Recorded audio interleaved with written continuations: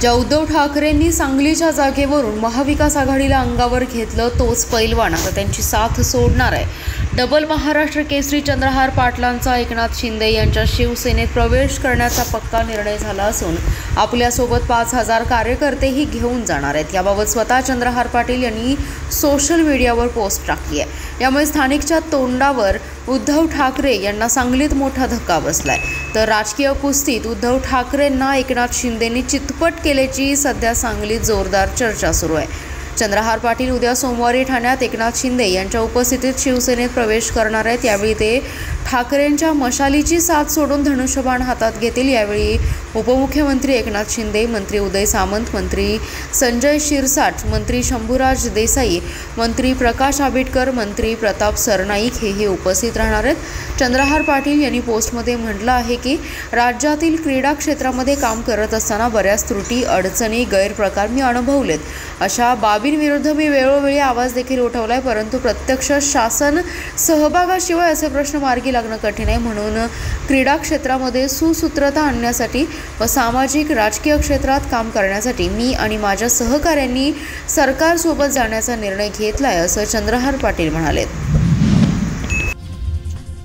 भाजी विक्रेता महेश प्रकाश कांबळे याच्यावर कोयतेने 18 वार करून खून करणाऱ्या दोघा तरुणांना शहर पोलिसांनी जेरबंद केले। इनामधामणी येथे सोलापूर रत्नागिरी महामार्गावर सांगली शहर पोलिसांच्या गुन्हे प्रकटीकरण पथकाने पाठलाग करून दोघांच्या मुसक्या आवळल्या। वडिलांच्या खुनाचा बदला व अनैतिक संबंधाच्या कारणावरून कांबळेचा खून करण्यात आल्याची कबुली संशयितांनी दिल्याचं पोलीस उपअधीक्षक प्रणील गिल्डा, निरीक्षक संजय मोरे यांनी सांगितलं। मुजाहिद फिरोज उर्फ बडे शेख व जय सूरज पाटील अशी अटक केलेल्या संशयितांची नावे आहेत। मयत महेश कांबळे हा भाजी विक्रेता होता। 5 जून रोजी सकाळी तो 100 फुटी रस्त्यावरील बाजारात भाजी विक्रीसाठी आला होता। संशयित मुजाहिद व जय दोघेही त्याच्या मागावर होते। बस स्थानकाकडे नाश्ता करण्यासाठी तो निघाला असता वाटेत लघुशंकेसाठी थांबला। याच वेळी दोघांनी डाव साधला। कोयता व एडक्याने महेशवर दोघांनी हल्ला करत खून केला। शहर पोलीस व एलसीबीची 2 पथके संशयितांचा शोध घेत होते।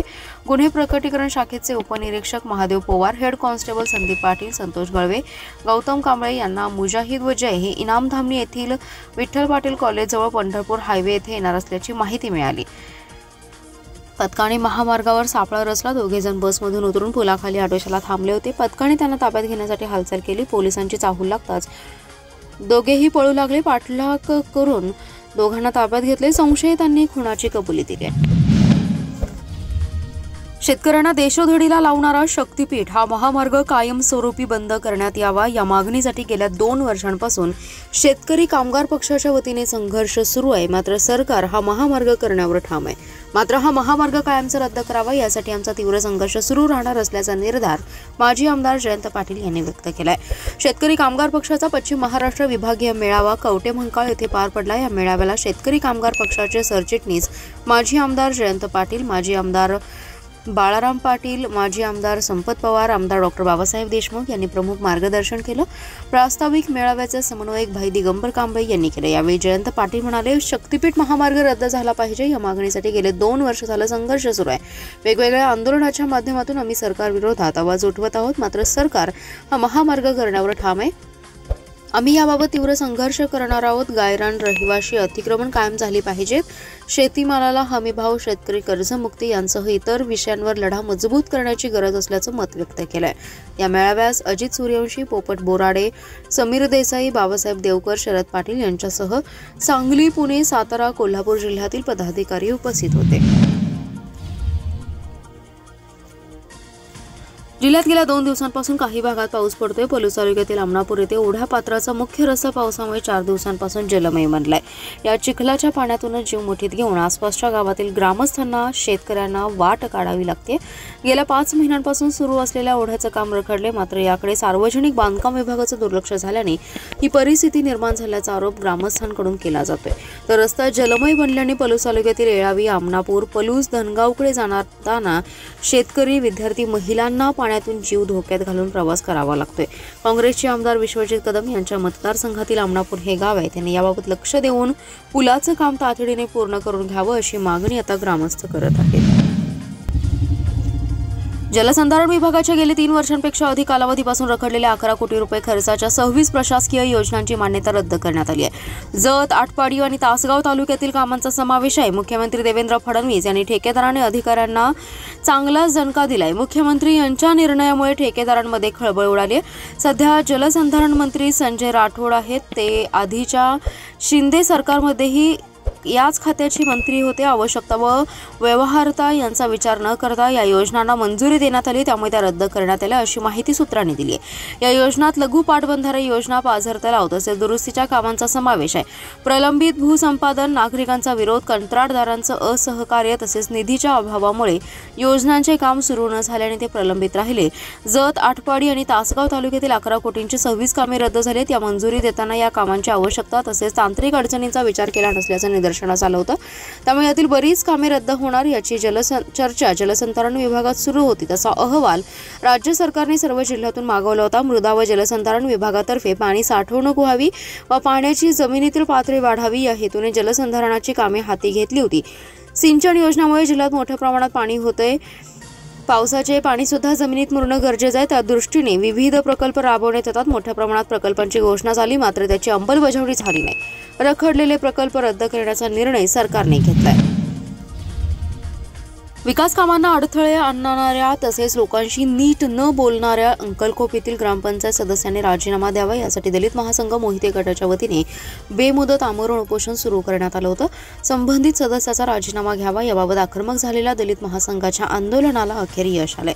स्थानिक प्रशासन, सर्वपक्षीय लोकप्रतिनिधी यांनी बैठक घेऊन याबाबत तोडगा काढण्याचा प्रयत्न केला, परंतु आंदोलकांची आक्रमक भूमिका पाहून संबंधित सदस्यांनी स्वइच्छेने आपला राजीनामा लिहून दिला. त्यामुळे दलित महासंघाच्या लढ्याला यश आलंय.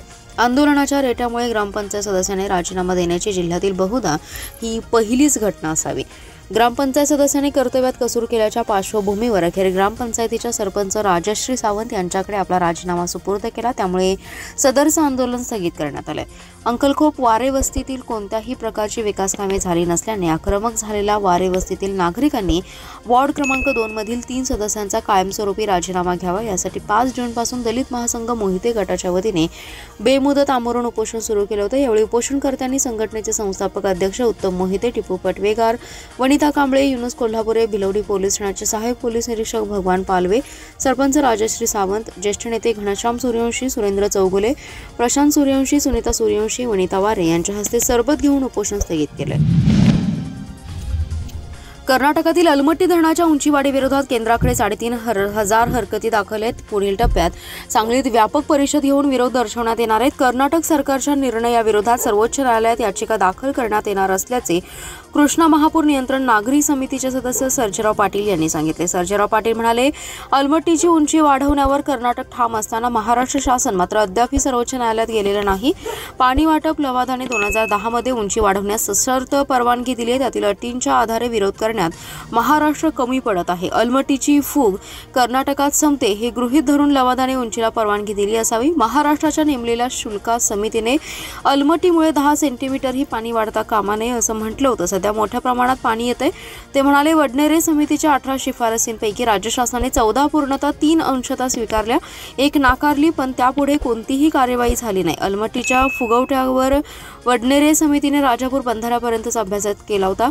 2019 व 2021 मधील महापुराची भीषणता पाहून वडनेरे यांनी 2022 मध्ये शासनाला पत्र दिलं. राजापूरपासून अलमट्टीपर्यंत बरेच पूल व बंधारे नव्याने झाल्याने पुन्हा अभ्यासाची गरज असल्याचं पत्रात म्हटलंय.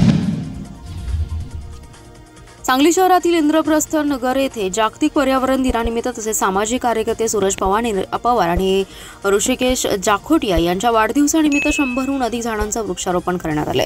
आमदार सुधीर गाडगे व उपायुक्त स्मृती पाटील यांच्या हस्ते वृक्षारोपण उपक्रम पार पडलाय. माणसांना जगण्यासाठी ऑक्सिजनची गरज असते, त्यासाठी आता वृक्ष संवर्धन आणि संगोपनाची गरज असल्याचं मत यावेळी मान्यवरांनी व्यक्त केले.